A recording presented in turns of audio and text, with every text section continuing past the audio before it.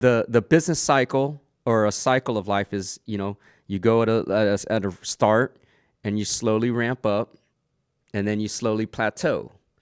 And you can have multiple cycles of this throughout your life or throughout any business. And, here I'm finding myself kind of at this plateau, identifying tools that I could use to get that next upwards inflection point. Because what happens if you don't inflect up? Well, you stay level, which means you're actually falling behind, or you decline.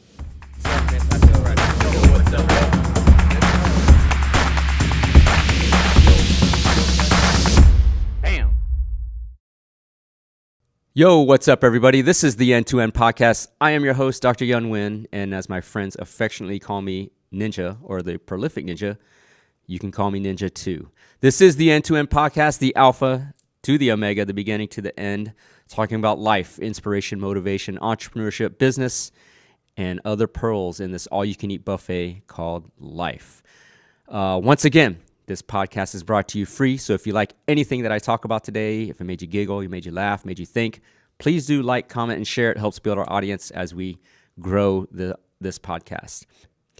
This is a special episode today because yesterday I completed the 75 Hard Challenge.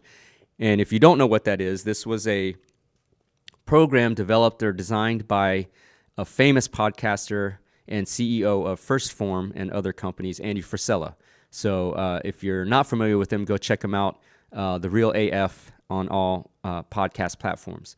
But it was a challenge he developed based on a bet. And the concepts of the challenge are 6 simple things that you have to do on a daily basis for 75 days straight. And these 6 things are no alcohol, no cheating on your diet, whatever diet you're on that you choose to do, 2 workouts a day of 45 minutes each, one of which has to be outdoors. They both can be outdoors, but one of them has to be outdoors. You drink a gallon of water a day. You read 10 pages of a nonfiction book a day, and then you take a selfie on a daily basis. Those 6 things a day. Now, here's the thing about the challenge. If you skip or miss or anything of those 6 elements on any particular day, you have to start over. So you could be on day 75 like I was yesterday, forget to read your 10 pages, and I'd have to start over from day 1. No compromise. Okay, no compromise. And so, there's no 75 Hard Challenge police, or you won't get penalized. This is a self-monitoring, self-adjusting platform or program.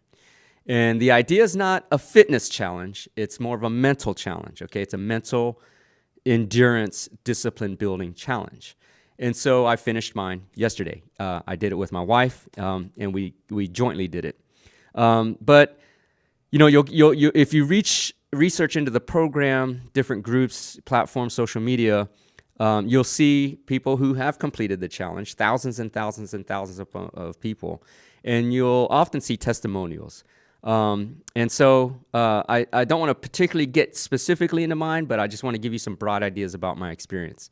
What you will see often is that the people that complete the challenge, there was a dramatic extreme. In other words, these people may have been heavily out of shape, grossly obese, overweight, just a bad part in their life. And they turned to this program to try to self-correct. And I applaud them for it, and I cheer them on for it. And at the end of the program, you see this massive physical transformation, and they look great. And I love that. That's great. That was not my experience because I wasn't in an extreme place. I mean, I was actually in a good and happy place. I worked out routinely on a daily basis already. Okay, not as much as 2 workouts a day, but I worked out, kept in shape moderately, and for a guy in my late 40s. Didn't lack for confidence or anything like that. This wasn't an idea of gross, overwhelming transformation for me. That being said, it did change my life after the fact. So why did I do it if I didn't need really this major, massive transformation? I've been in the grind personally for 25, 6 years of my adult life. I'm medically trained, so I went to medical school. I'm legally trained, so I went to law school. I got my master's in finance, have always had my own business. And so, through all of that, as you can imagine, to achieve those things took a massive amount of focus, time, energy, and discipline. And to sustain it at a constant rate over those decades is a challenge. So for me, I personally felt inside, not physically, but emotionally and internally a little worn. Not like midlife crisis worn. No, not like that. But just kind of tired of the grind. So for me, it was trying to find any other medium in order to inflect my trajectory to that next level. Because, right, what is one of the major curves that everyone should know about life? And I'm going to go over these in a future podcast. But the business cycle or a cycle of life is, you go at a start, and you slowly ramp up, and then you slowly plateau. And you can have multiple cycles of this throughout your life or throughout any business. And, here I am, I'm finding myself kind of at this plateau, identifying tools that I could use to get that next upwards inflection point. Because what happens if you don't inflect up? Well, you stay level, which means you're actually falling behind, or you decline, right? So for me, embracing the 75 hard challenge was this is a challenge, and I'm always up for challenges. I love to challenge myself. But B is whether or not I could do it and sustain. And if I could, or if I can, what is it going to take to get through? Okay. Starting the process. So I'm going to just kind of talk about going through the elements of the process. Starting the process, I already committed to finish, right, before I even started. And I do that with most everything that I do. If I'm going to set off to do something, I'm just going to convince myself that I'm going to finish it, regardless of what it is. So in this particular case, there was no doubt I was going to finish. The question is what do I need to adjust or find within myself to finish? Okay. So going back to day 0, day 1, there was a lot of excitement going into it, knowing that I'm going to finish. I'm going to absolutely finish. There was a lot of excitement going into it. Doing the daily, 6 elements, working out. And one of the side benefits of this is I don't spend a lot of times outdoors, unfortunately, because of my professional life. Other than related to my kids' sports, like, when my son used to play soccer or taking my daughter on a walk, I really don't spend much time outdoors. So the benefit of this, the outdoor workout, was I really reconnected with nature and the vibrations and the elements of being outdoors, the sunshine, the natural air, being in greenery rather than a concrete jungle.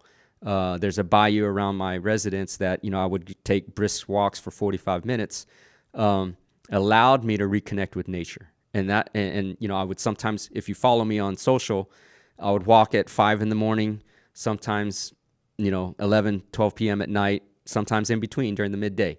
So the reconnecting with nature was a huge, huge upside to this for me personally. But going back, it started out with a lot of excitement. I'm going to tackle this. I'm going to do this. I'm going to do this. I'm going to do this. And getting through the challenges, checking them off my to-do list, like, hey, did I do this element? Did I take a selfie? And so on. And I will say that excitement lasted about 20 days. 20 days. And then all of a sudden you're thinking, man, I got 50 more days of this, or 55 or whatever it was. And you're thinking, man, this kind of sucks a little bit. And what sucked for me was, again, the 2 elements. The extra workout, and I'm not a guy. I don't casually work out. Like, when I do something, I'm going full effort, especially when it's something physical. So I'm working out extra in the second workout, in the first workout, with higher intensity, thinking that, okay, if I'm going to put the effort in, I might as well go all in with the effort and then see the results. So leading from day like 15 on through yesterday, I'm in a permanent state of soreness, okay, more than I normally am. And about day 50 or so, I think it was, I added a weight vest to my outdoor. So that put extra pressure and weight on my joints and muscles. So I was in what I call a permasore state of physical being. But the second part is that extra gallon of water, which was the biggest challenge for me because I don't drink a lot of water. Is man, I got to piss a lot, and that includes at night trying to sleep. So if I'm moderating my water intake from the time I wake up all the way in to try to pound a gallon in, sometimes I'm caught on the tail end of the day and having to drink, pints and pints of water.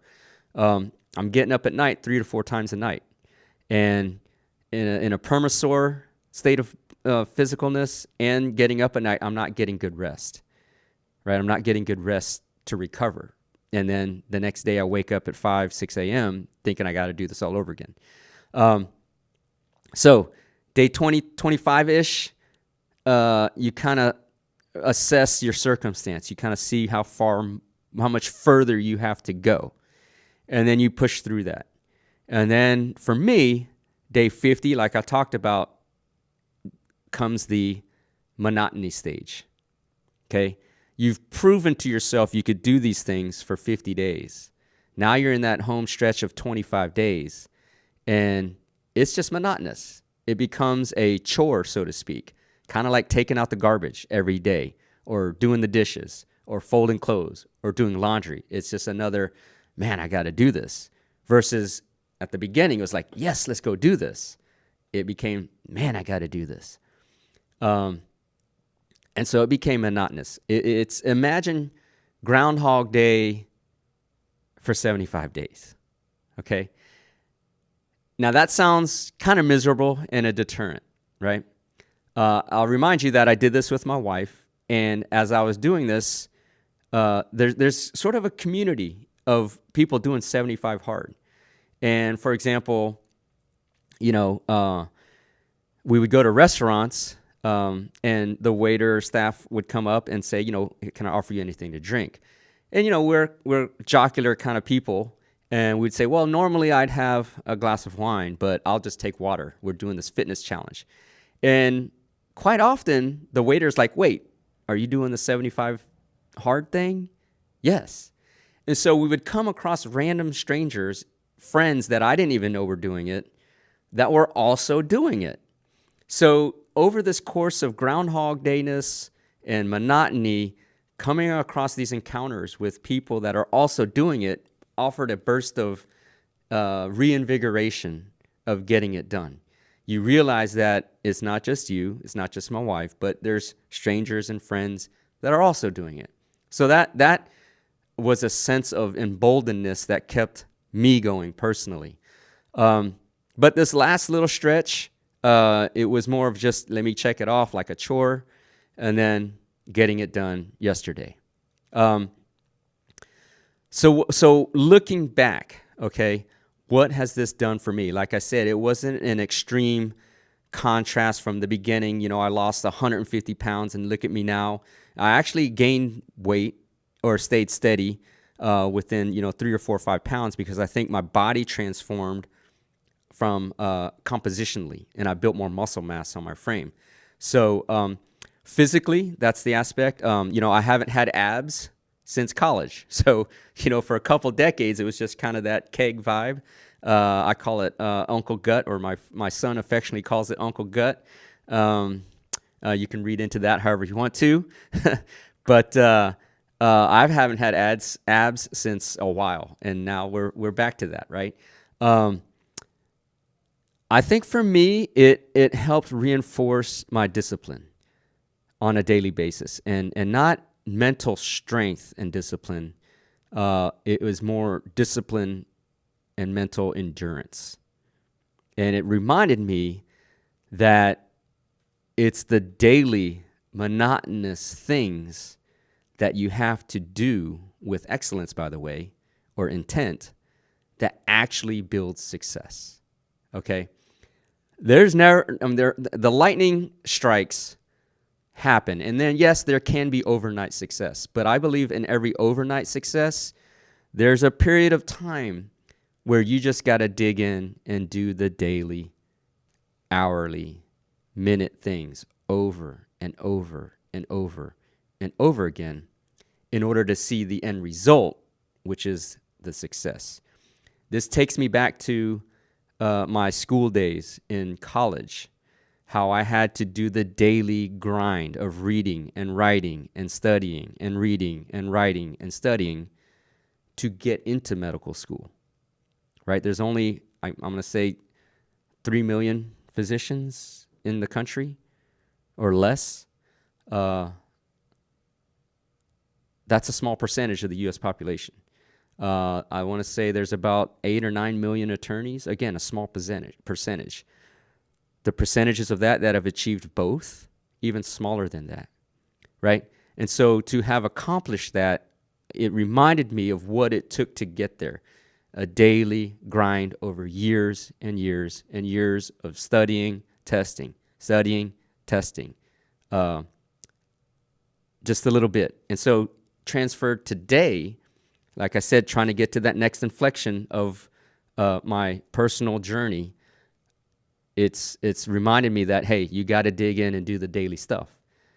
Don't go, you have those big visions, those long-term visions, but you got to do the daily, monotonous, boring shit and handle it until in the end, the result comes through. That was the biggest lesson. The fact that I could do it, I already knew that I could do it.